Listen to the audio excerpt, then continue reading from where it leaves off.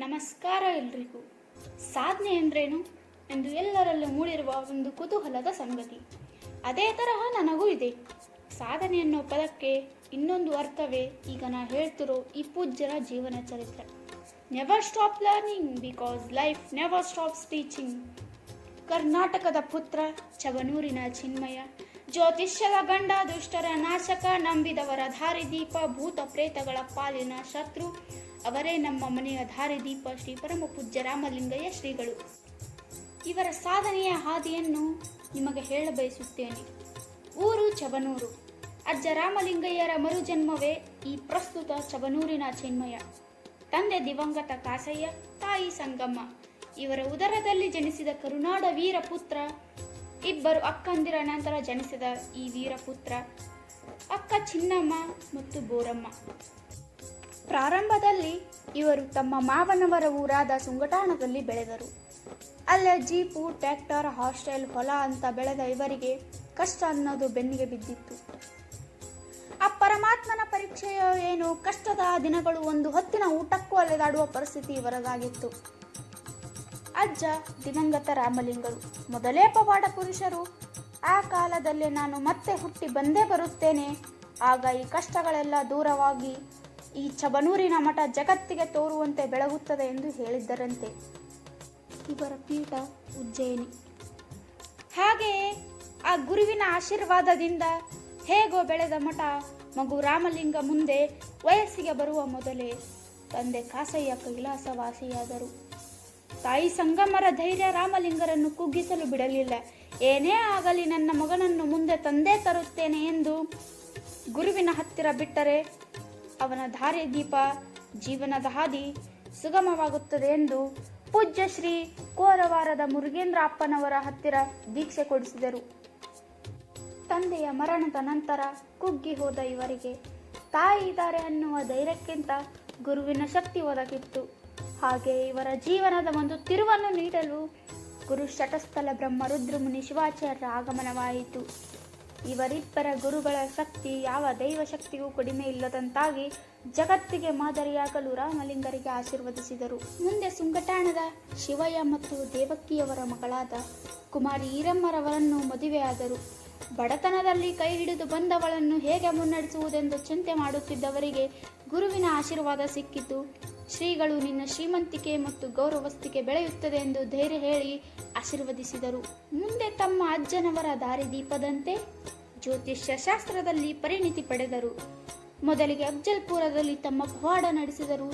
ಆ ಪವಾಡಕ್ಕೆ ಜನ ಬೆರಗಾಗಿ ಜ್ಯೋತಿಷ್ಯ ಶಾಸ್ತ್ರ ಕೇಳಲು ಜನ ಕಾಯ ಹತ್ತಿದರು. ದಿನೇ ದಿನೇ ಅವರ ಹೆಸರು ಹೆಚ್ಚಾಗುತ್ತಲೇ ಹೋಯಿತು. ಜ್ಯೋತಿಷ್ಯ ಶಾಸ್ತ್ರದಲ್ಲಿ ಪರಿಣಿತಿ ಪಡೆದ ಇವರಿಗೆ ಗುರುವಿನ ಆಶೀರ್ವಾದವೋ ಏನೋ, ಇವರ ಕೀರ್ತಿ ಎಲ್ಲೆಡೆ ಹಬ್ಬತೊಡಗಿತ್ತು. ಮುಂದೆ 2 ಹೆಣ್ಣು ಮಕ್ಕಳು ಜನಿಸಿದವು. ಜ್ಯೇಷ್ಠ ಪುತ್ರಿ 2006ರಲ್ಲಿ ಕಾವೇರಿ, ದ್ವಿತೀಯ ಪುತ್ರಿ 2008ರಲ್ಲಿ ಆರತಿ ಹುಟ್ಟಿದರು. ನಂತರ ಮಠದ ದಾರಿದೀಪವಾಗಿ 2012ರಲ್ಲಿ ದಿವಂಗತ ಕಾಸಯ್ಯನವರ ಪ್ರತಿರೂಪವಾಗಿ ಕುಮಾರ ಕಾಶಿಲಿಂಗ ಹುಟ್ಟಿ ಬಂದ. ಅನೇಕ ಪವಾಡ ಮಾಡಿ ಮನೆ ಮನೆ ಮಾತಾದರೂ ಯಾವುದೋ ಒಂದು ಮೂಲೆಯಲ್ಲಿದ್ದ ಚಬನೂರನ್ನು ತಮ್ಮ ಜ್ಯೋತಿಷ್ಯ ಶಾಸ್ತ್ರದ ಮೂಲಕ ಕರ್ನಾಟಕ ಕೂಗುವಂತೆ ಮಾಡಿದರು. ಇವರ ಜನಸೇವೆ, ಪವಾಡಗಳು ಮನೆ ಮನೆ ಮಾತಾಗಿವೆ. ಅಪ್ಪನವರ ನೆನಪಿಗಾಗಿ ಪ್ರತಿ ವರ್ಷ ಅವರ ಪುಣ್ಯತಿಥಿಯನ್ನು ಆಚರಿಸಿ ದಾಸೋಹದಿಂದ ಭಕ್ತರ ಹೊಟ್ಟೆ ತುಂಬಿಸುತ್ತಿದ್ದಾರೆ. ಇವರ ಈ ಜ್ಯೋತಿಷ್ಯ ಶಾಸ್ತ್ರಕ್ಕೆ 22/2/2019ರಲ್ಲಿ ರಾಜ್ಯ ಜ್ಯೋತಿಷ್ಯ ರತ್ನ ಪ್ರಶಸ್ತಿ ಲಭಿಸಿತು. ಈ ಪ್ರಶಸ್ತಿ ದೊರೆತಿದ್ದಕ್ಕೆ ಊರಿನ ಜನರ ಸಂಭ್ರಮ ನೋಡಬೇಕಿತ್ತು. ಪಟಾಕಿ ಹೊಡೆದು ಸನ್ಮಾನಿಸಿ ಕೂಗಿ ಸಂಭ್ರಮಿಸಿದರು. 15/5/2019ರಲ್ಲಿ ರಂಗ ನಕ್ಷತ್ರ ಪ್ರಶಸ್ತಿ, 22/11/2020ರಲ್ಲಿ ರಾಷ್ಟ್ರೀಯ ರತ್ನ ಪ್ರಶಸ್ತಿ, 10/12/2022ರಲ್ಲಿ ಕನ್ನಡ ರಾಜ್ಯೋತ್ಸವ ಪ್ರಶಸ್ತಿ, 2018-19ರಲ್ಲಿ ಪ್ರತಿಷ್ಠಿತ ಭಾರತ ಸೇವಾ ರತ್ನ ರಾಷ್ಟ್ರ ಪ್ರಶಸ್ತಿ, 17/7/2022ರಲ್ಲಿ ಜ್ಯೋತಿಷ್ಯ ಶಾಸ್ತ್ರ ಸಾರ್ವಭೌಮ ಪ್ರಶಸ್ತಿ, 18/9/2021ರಲ್ಲಿ ಆತ್ಮಶ್ರೀ ಪ್ರಶಸ್ತಿ. ಇಷ್ಟಲ್ಲದೆ ಮಠದ ಶ್ರೀಗಳ ವತಿಯಿಂದ ಜ್ಯೋತಿಷ್ಯ ಭಾಸ್ಕರ, ಜ್ಯೋತಿಷ್ಯ ವಿಶಾರದ ಎಂಬ ಪ್ರಶಸ್ತಿ ಪತ್ರಗಳಿಗೆ ಭಾಜನರಾಗಿದ್ದಾರೆ.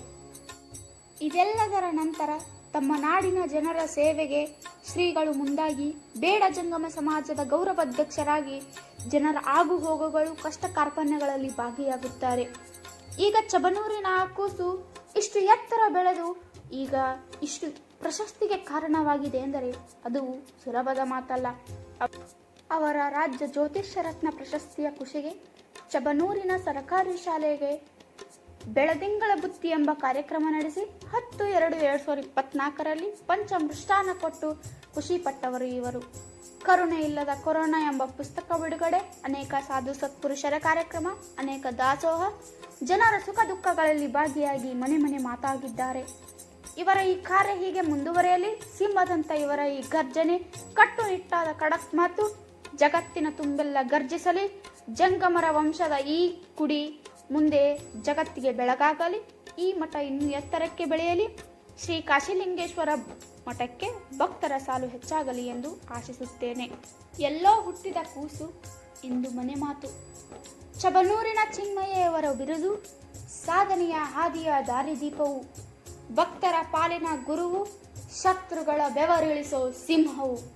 ದೆವ್ವ ಭೂತಗಳ ಶತ್ರುವು, ಜ್ಯೋತಿಷ್ಯದಲ್ಲಿ ಕಡಿಮೆ ಇಲ್ಲದ ಪಾಂಡಿತ್ಯವು. ಇವರು ಆಶೀರ್ವಾದ ಮಾಡಿದರೆ ಅದೇ ಪ್ರಾರಂಭವು, ಶಾಪವಿಟ್ಟರೆ ಅದೇ ಅವರ ಅಂತ್ಯವು. ಗುರು ಬ್ರಹ್ಮ ಗುರು ವಿಷ್ಣು ಗುರು ದೇವ ಮಹೇಶ್ವರ, ಗುರುವೇ ಸಾಕ್ಷಾತ್ ಪರಬ್ರಹ್ಮ, ತಸ್ಮೈ ಶ್ರೀ ಗುರುವೇ ನಮಃ. ಇವರು ಯಾವಾಗಲೂ ಹೇಳುತ್ತಿದ್ದುದು ಒಂದು ಮಾತು, ಗುರುವಿನಿಂದಲೇ ಎಲ್ಲ, ಗುರುವಿನಿಂದಲೇ ನಾವು ನೀವೆಲ್ಲ ಅಂತ.